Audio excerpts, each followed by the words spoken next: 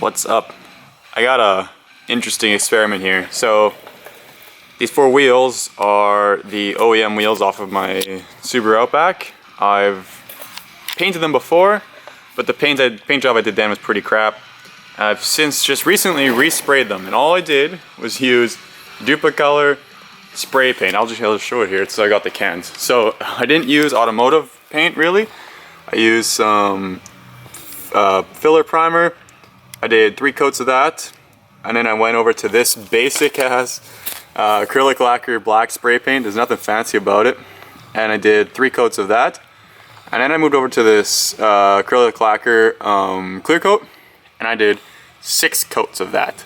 So these wheels have got a lot of layers on them, and it's just cheap spray paint. It's nothing crazy, but I've only recently just painted these. These aren't cured like for a really long time. They haven't sat in an oven, they haven't sat in this, they haven't sat under UV lamps or anything. It's just whatever ambient temperature cured them.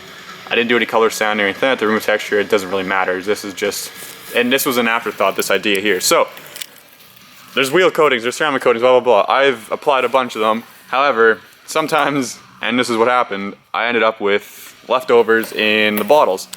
So these 4 wheels are going to be my test subjects. I'm going to test 4 different products which I have leftovers of. So this is going to be an absolute worst case scenario test. So this is soft paint, it's spray paint, it's not automotive clear, and it's on wheels. So those 3 things are hard to deal with to begin with, but I'm going to be applying old product that's technically expired. So up on the shelf here, or on my table, I've got CSL from Technic, Crystal Serum Light, I've got some XO-V4, I've got some XO-V3, and I've got some C5 wheel armor. So these 4 products are all from Technic, but they're all expired technically. Like they've been open for a long time. I just have them sitting on my shelf. I wasn't gonna use them on any cars, but I just kept them. Whatever, I'm not gonna throw away product just because this is a perfect time to use them. So I've got these 4 products. Each wheel is gonna get a different product. So they're all gonna be applied according to instructions. I've applied these all to the cars. I know I'm familiar with them, but I'm gonna see how they hold up under the worst case scenario possible. So I'm gonna go ahead and apply these. I'll show what they look like after they're applied, and then I'm gonna try my best to do little updates on this as it goes along and they see use on the road, because I'll be putting them on this weekend hopefully. But yeah, let's see how this goes. So I got it all applied. So this wheel got whatever was left in this little ball of C5. Honestly, it was barely enough to do the wheel. So I'm kind of expecting that to kind of not do too well. You applied it with a C-quartz style micro suede cloth I should say. It's dirty. So the barrels on these wheels, I didn't really show earlier, but I didn't clear the inside barrels, and they barely got any color coat either. So literally, worst case scenario is what's going down here. So yeah, I used a C-quartz micro suede cloth.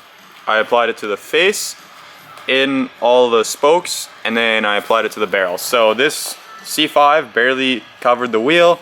I'm not expecting it to do anything special. It'll probably do something, but it's not going to be the performance that it should be, especially under the worst case scenario. And you can probably see it. Or is it a good shot over there? This isn't clean, right? I didn't prep the barrels either. And honestly, the prep I didn't even use panel wipe, which I have on my cart hanging right there. I didn't use panel wipe, I just used distilled water and wiped them down. So this is testing these products in like the worst conditions. So on this wheel, I put on some XO-V3. Still got a fair bit left on this one. But I applied it with the micro suede applicator as well. Same kind of story, it's dirty on the one side, I just flipped it to the other just to do the final like wipe. So faces got 2 coats, spokes got 2 coats, and the barrels got 2 coats. So the XO definitely made this glossier. It's so hard to see on camera. It'll never show the way it does in real life. But compared to the C5, XO-V3 definitely glossier. And this product has been open for a long time. It's not new. So once again, same prep. It's the same as this. Barrel barely got any color either. It has no clear. So we'll see how that one fares.